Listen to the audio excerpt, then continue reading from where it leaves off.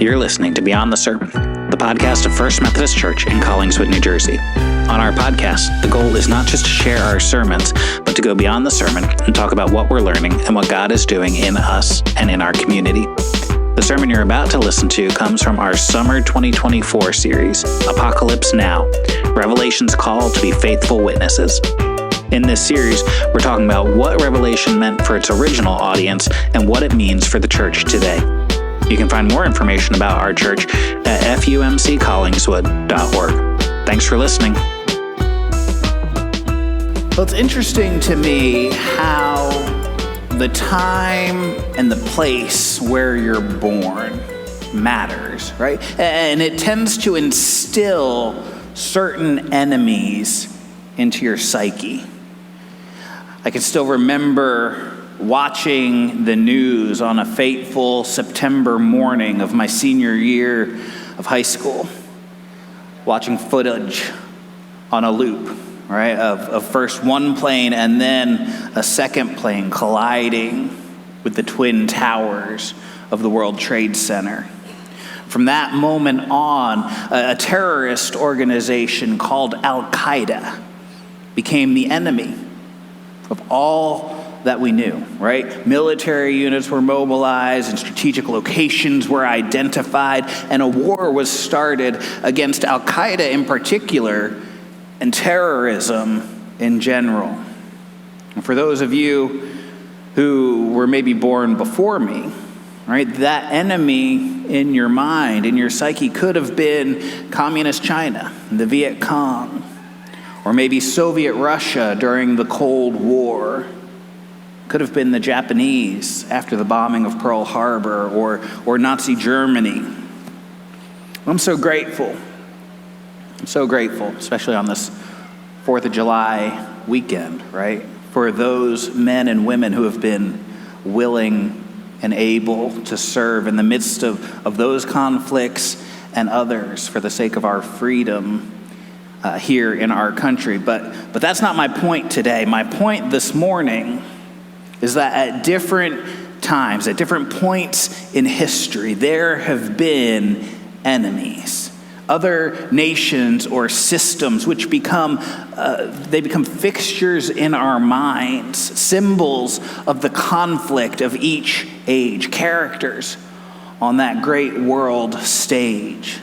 Some group that plays the role of them that is opposed to the group that we call us, right? And it's not just that America has had these kinds of enemies, right? The Byzantine Empire had the Ottomans, the Aztecs had the Spanish, the Athens had Sparta, and the people of Judah had Babylon, right? Babylon, founded almost as long before Jesus' birth as we are after it. After the Assyrian Empire ruled the world and took the 10 northern tribes of Israel into exile as God's punishment for their idolatry, the new Babylon Empire rose to power and captured Jerusalem along with the temple there. And they took the tribes of Judah and Benjamin into their own exile because of their failure to remain faithful to Yahweh. It's that time period where we get stories like Daniel and Shadrach, Meshach, and Abednego, prophets like Jeremiah and Ezekiel, and eventually stories of the return to Jerusalem, right? Like we read about in Ezra and Nehemiah and Haggai. And even though the Jewish people were allowed to return to their homeland and they were allowed to rebuild the city of Jerusalem and the temple of Yahweh, Babylon and their captivity there hung like a specter over the Jewish memory and imagination. And so when John was trying to interpret what had been revealed to him in his vision, it was natural for him as a Jewish Christian, writing to primarily Jewish Christians, to choose to stir their imagination by naming the enemy as Babylon. But was John actually talking about the city of Babylon? Was he envisioning a day when that ancient city from Mesopotamia would rise up again and crush the world under its feet? No, John was reaching back into that Jewish memory and imagination to conjure up those images of that great enemy that they had, the ones who had destroyed the temple and Jerusalem, the ones who had carried off their young people never to be seen again. John was stirring up all those collective memories of Babylon so that he could recast them to speak about an enemy that the young churches in Asia Minor were facing. And that enemy was Rome. Right? But it would have been quite dangerous to talk about Rome the way that John talked about Babylon. Remember, John was in exile there on the island of Patmos because of the word of God and the testimony of Jesus. And he was sent there by a Roman official.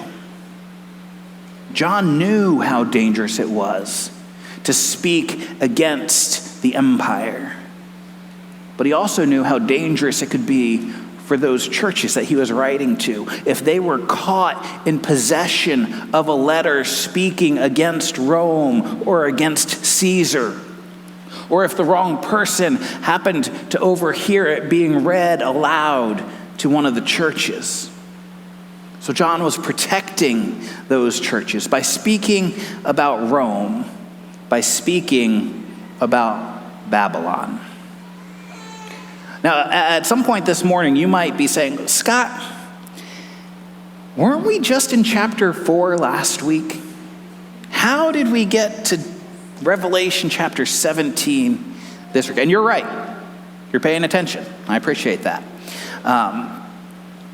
When I'm working through a book, I do try to go in the order that the book goes so that we can see how the author builds their arguments and the word pictures that they're using. But it was pointed out to me in one of the books that I was reading as we prepared for this series on Revelation. It's called Revelation for the Rest of Us. It's by a New Testament scholar named Scott McKnight. But McKnight points out how helpful it is to our understanding of the context of Revelation to understand what Babylon is, who this enemy is, what it's referring to, and how it shapes the rest of the letter, even though we don't hear the name Babylon until here in chapter 17. So next week we'll jump back and we'll pick up from chapter 5 and keep going.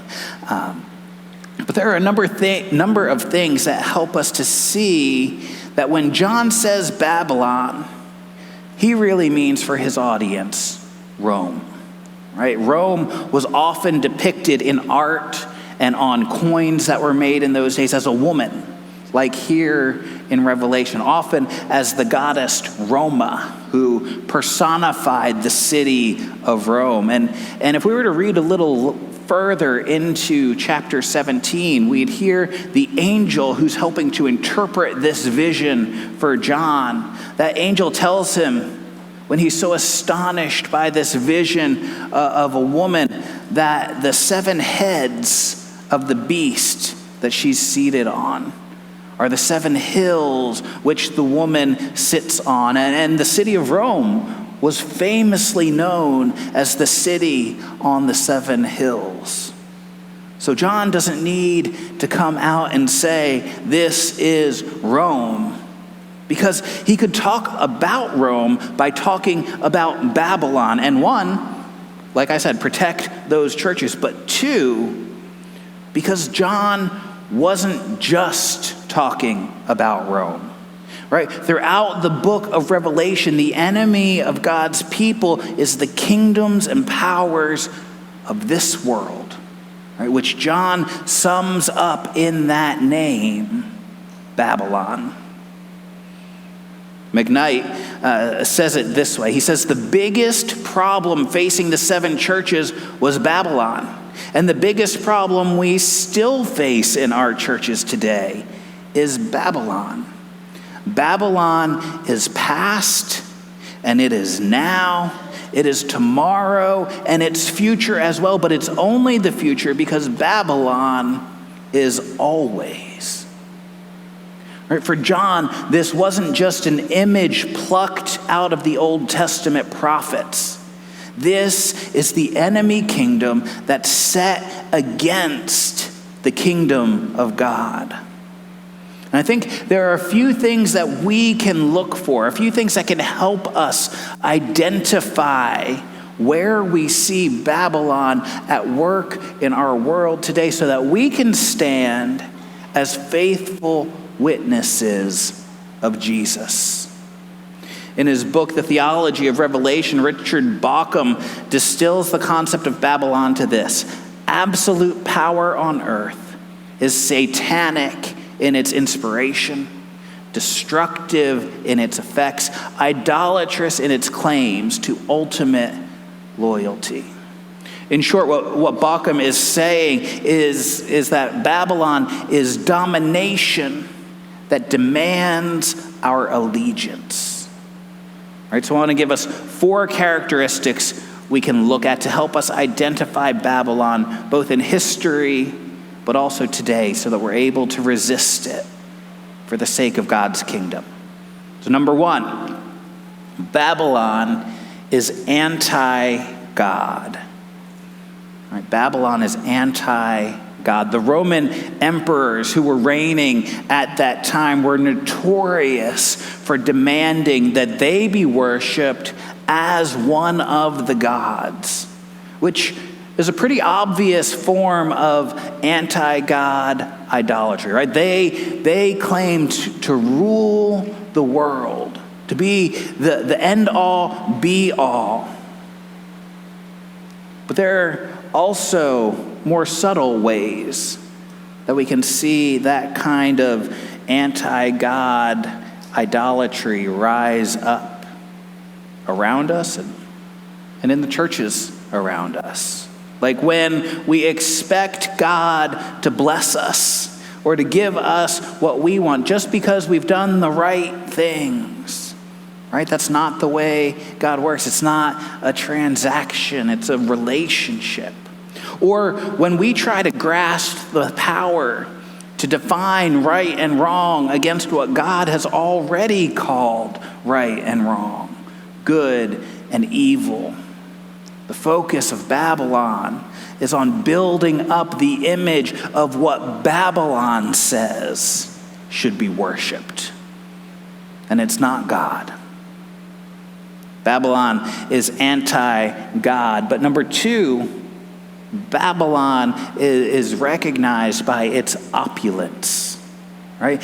Babylon is focused on wealth and luxury. It's pretentious and indulgent. In Babylon, the rich get richer while the poor get poorer. The description of Babylon as a woman here in Revelation is that she was dressed in purple and scarlet and was glittering with gold, precious stones, and pearls. Opulence. The colors of royalty. And they were so committed to this, even to the point of buying and selling human beings to ensure the kind of life that Babylon held as the ideal. Third, Babylon is violent. Verse 6 here in chapter 17 says, "The woman was drunk with the blood of God's holy people, the blood of those who bore testimony to Jesus." Have you ever heard someone, maybe a pastor right here in this pulpit, talk about the Pax Romana, the peace of Rome? All right, the church talks about this sometimes when we're talking about Jesus coming in the fullness of time, right? The world was primed for the spread of the gospel. There was a good road system, and the seas were relatively safe. There was a common language that everyone spoke, and there was this general peace. But I think we tend to forget, or maybe ignore the fact that this peace, this Roman peace, was won at the end of a Roman sword. And it was maintained through brutality, right? Just look at the crucifixion of Jesus as the King of the Jews, or the persecution of Christians who dared to hold on to the testimony of Jesus against the power of Babylon. It was on the back of its military might that Rome expanded its influence. Human lives traded for power and territory. And so underlying all this anti-God attitude, this opulence and this violence, underneath all of this, Babylon is arrogant. Right? The idea that they deserved the very best, that nothing should be denied to them, that might makes right. The Caesars, not only the Caesars, they embodied this pride. They lifted up their self-accomplishments as things to be worshipped. The monuments that the Roman emperors built around their empire were to sing their own praises. There's an arrogance to Babylon. Sadly, I don't think it takes too much effort or even creativity to see signs of Babylon in the world all around us. Right? When John wrote in Revelation about Babylon, he was writing about Rome, right? Because Rome was the current instantiation of Babylon. But he was also writing about the empires and powers of the world in every era that the church would experience. And let me be clear, Babylon isn't the enemies of America. Babylon is the way of the world. And as we'll see in later weeks, the way of the dragon, the way of the beast, the way of Babylon, wherever it shows up. Babylon, the dragon, Rome, whatever you want to call it, is the enemy of God's people. And so Babylon always lashes out at those who refuse to play by its rules. It lashes out at those who refuse to give their allegiance to Babylon. And friends, that's the issue that we have to face as followers of Jesus. We're called to give our allegiance to God and God alone, which means we can't give our allegiance to anything or anyone else, no matter how good they may start out.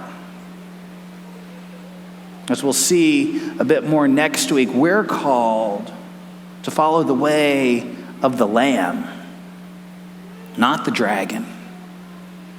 And that means choosing humility over that arrogance. It means choosing simplicity over opulence. It means choosing suffering over violence and God's wisdom over human thinking. All week long, as I've been thinking about this sermon, I've had the lyrics of a Christian song from the 90s running through my mind. Yes, I'm that old. It's all right, kids. Anyway, this song, and you can Google it, it's on YouTube, but I wasn't going to show it in the service. That song says, "I've heard how Christians long ago were brought before a tyrant's throne. They were told that he would spare their lives if they would renounce the name of Christ. But one by one, they chose to die. The Son of God they would not deny. Like a great angelic choir sings, I can almost hear their voices ring. I pledge allegiance to the Lamb. With all my strength, with all I am, I will seek to honor his commands. I pledge allegiance to the Lamb. The Christians that John was writing Revelation to were facing a question of allegiance. Would they bow their knee to Caesar and to Rome, or would they stand for Jesus? And over and over and over again, they determined to remain faithful to Jesus, even to the point of death. Now, I'm not saying that we're facing that level of persecution as a church in America today. We're not. But I do sometimes wonder if it's easier to die for Jesus than it is to live for him day in and day out, even when that comes at great cost to us in reputation, in career, in finances, in whatever way. And in a culture that has chosen the way of Babylon, we have to face the question of where our allegiance lies today. Are we trying to straddle the line between God's kingdom and the kingdoms of this world? Or are we trying to keep one foot in each world, each kingdom? It'll never work, friends. You cannot bow to God and bow to Babylon at the same time. They're mutually exclusive, diametrically opposed. The way of the world is still the way of Babylon. It's the way of the enemy. John's call for the church to come out from Babylon, to step out of that system of being that way of the world. It's still the call for us today. And that's something that we have to wrestle with, both as a church and as individuals. Will we stand for God no matter what cost comes?